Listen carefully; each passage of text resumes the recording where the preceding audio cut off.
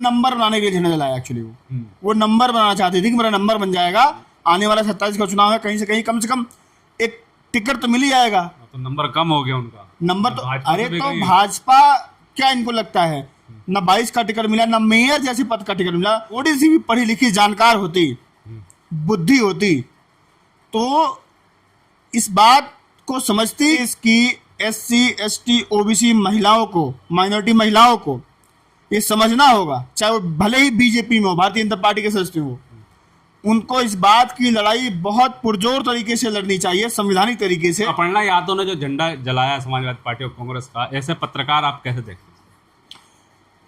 आप उनको ना, अब मैं कह रहा हूं मैं, आप उनको अपर्णा यादव मत बोलिए, अपर्णा सिंह बिष्ट हैं वो, उत्तराखंड की।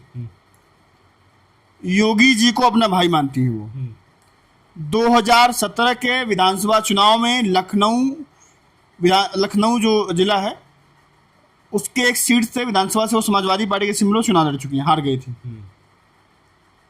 उसके बाद 2022 चुनाव के ठीक पहले वो भाजपा में शामिल होती हैं। वो कयास ये लगाया जाता है कि भाजपा उनको विधानसभा का चुनाव लड़ाएगी, नहीं लड़ाई भाजपा। उसके बाद आता है नगर निगम का चुनाव लखनऊ का, मेयर के लिए टिकट मांग रही थी। सोचिए, अपर्णा यादव उत्तर प्रदेश के 3 बार के मुख्यमंत्री, देश के रक्षा मंत्री, मुलायम सिंह यादव के बेटे की पत्नी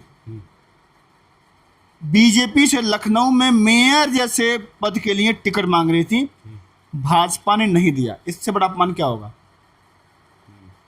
और वो महिला समाजवादी पार्टी का झंडा जलाती है। मैं कहता हूं बीजेपी का भी झंडा नहीं लाना चाहिए, कांग्रेस का, पिछकी पार्टी का झंडा जलाने का क्या मतलब है?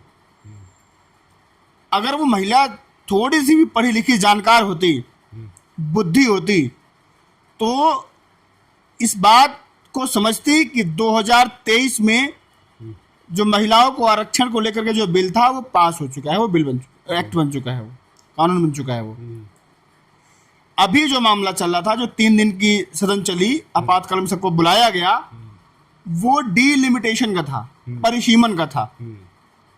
और बीजेपी इस साजिश के तहत इस तमाम चीज़ों को कर रही थी कि जो भारत के नक्शे में जो हमारा साउथ वाला जो पार्ट है, दक्षिण भारत है, वहाँ पर परिसीमन में सीटें मात्र बढ़ के 56 से 60 हो रही थी। बढ़ाने के बाद भी सारा का मसला था, या सारा जो एक सीटों का संख्या था, सब उत्तर भारत में लेके आ रहे थे वो लोग। उत्तर भारत मतलब मध्य प्रदेश, राजस्थान, बिहार, उत्तर प्रदेश। यहाँ पर लगभग 300-350 सीटें, 200-250 सीटें बढ़ रही थी। इसका मतलब सीधा सीधा यही है कि लोकसभा के चुनाव में या भारतीय राजनीति में कहें, अगर ऐसा हो जाता, भाजपा सफल हो जाती, तो आने वाले समय में लोकसभा के चुनाव में दक्षिण भारत के राज्यों का कोई मतलब नहीं रह जाता। जो उत्तर भारत जीतता वो दिल्ली की गद्दी पर बैठ जाता। बिल्कुल। सवाल यह है कि अब भारतीय जनता पार्टी भी कहीं ना कहीं नाराज है झंडा जलाने से। अपर्णा यादव को कहा है कि झंडा नहीं जलाना चाहिए था किसी को। उन्होंने नंबर बनाने के लिए झंडा जलाया एक्चुअली वो नंबर बनाना चाहती थी कि मेरा नंबर बन जाएगा, आने वाला 27 का चुनाव है, कहीं से कहीं कम से कम एक टिकट तो मिल ही जाएगा। तो नंबर कम हो गया उनका। नंबर तो अरे तो भाजपा क्या इनको लगता है न 22 का टिकट मिला, न मेयर जैसे पद का टिकट मिला।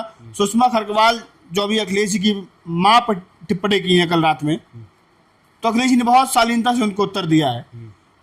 तो वो सुषमा खरगवाल उत्तराखंड से आती हैं, उनको मेयर बना दिया भाजपा ने।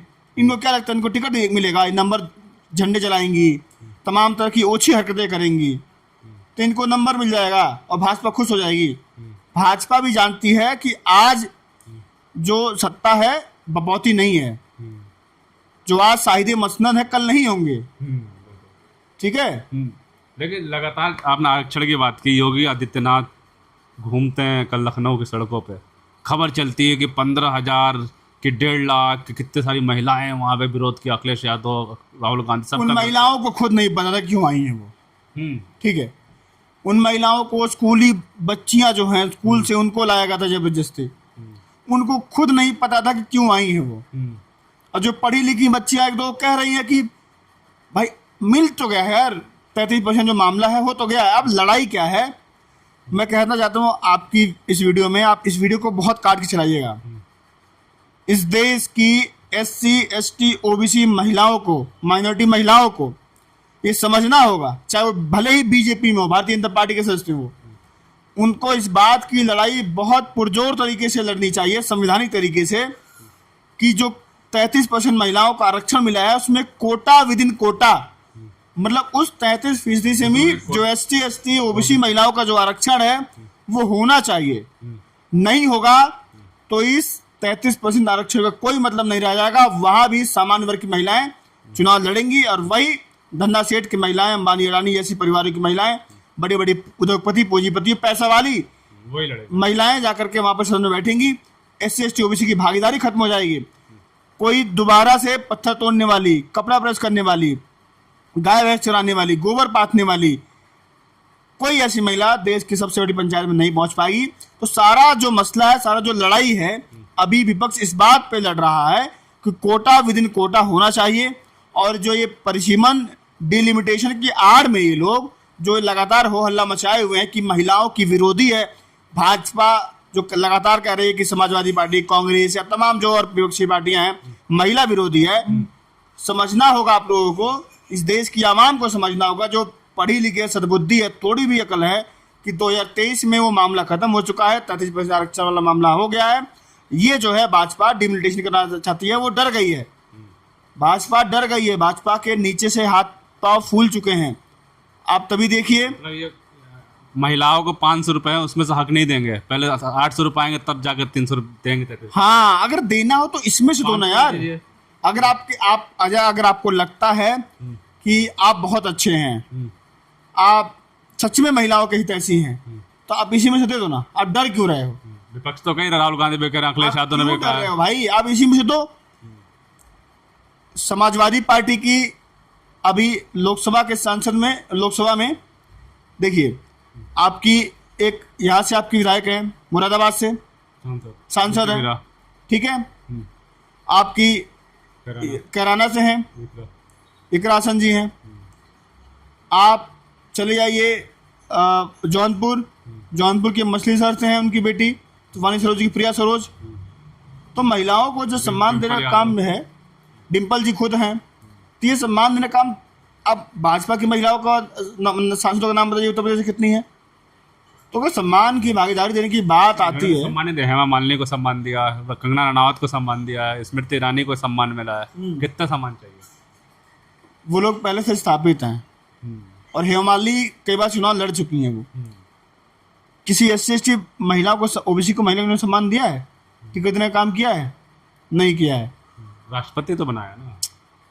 देखिए, देश की प्रथम नागरिक हैं वो, राष्ट्रपति हैं वो, महामहिम है, उनके ऊपर मैं कुछ बोलने लायक नहीं हूँ, लेकिन वो अपनी जिम्मेदारी जो है वो सही से उसका काम नहीं कर रही हैं। बस इतना ही बोलूँगा मैं। लास्ट में एक सवाल, जैसा आपने बात करी, इस बहस में अखिलेश यादव और अमित शाह की बहस हुई मुस्लिम महिलाओं को लेकर। अमित शाह जो गृह मंत्री, उन्होंने कहा है कि धर्म के आधार पर किसी को आरक्षण नहीं मिलेगा।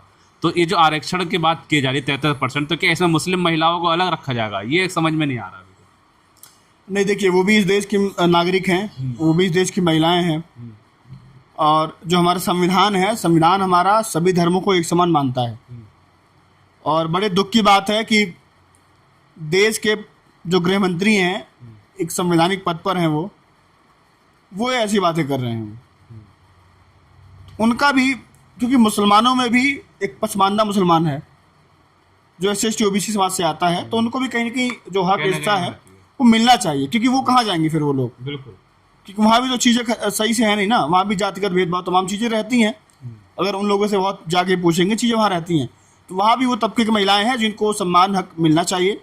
तो जो कोटा की मैं बात किया हूँ ना, जो मैं SC ST OBC, तो उसमें सब हैं, मुसलमानों में भी OBC हैं, मुसलमानों में भी SC ST लोग हैं, तो वो सामने आना चाहिए। चलिए, बिल्कुल साफ तौर पे जो भारतीय जनता पार्टी बवाल कर रही है, योगी आदित्यनाथ ने लखनऊ में इतनी बड़ी रैली करी महिलाओं को लेकर, शायद उनकी पुरानी वीडियो उन्होंने खुद नहीं देखी होगी, शायद 2009 या 2013 की बात है, संसद में महिला आरक्षण बिल कांग्रेस लेकर आ रही थी, योगी आदित्यनाथ जो अभी मुख्यमंत्री, उन्होंने विरोध किया था, भारतीय जनता पार्टी ने इसका विरोध किया था। और 2023 में प्रधानमंत्री नरेंद्र मोदी सीना ठोकते हुए मंचों से कह रहे थे कि ये बिल मैंने पास करा दिया, हमारे देश की बहनों तुम्हारे लिए मैंने पास कराया है, और आज रोते हुए नजर आ रहे हैं। तो खेल आरक्षण का नहीं, खेल परिसीमन का जो आनंद ने समझाया, और इससे बहुत बारीकी से आपको भी समझना होगा। आप क्या सोचते हैं इस बारे में हमें जरूर बताएं। तब तक के लिए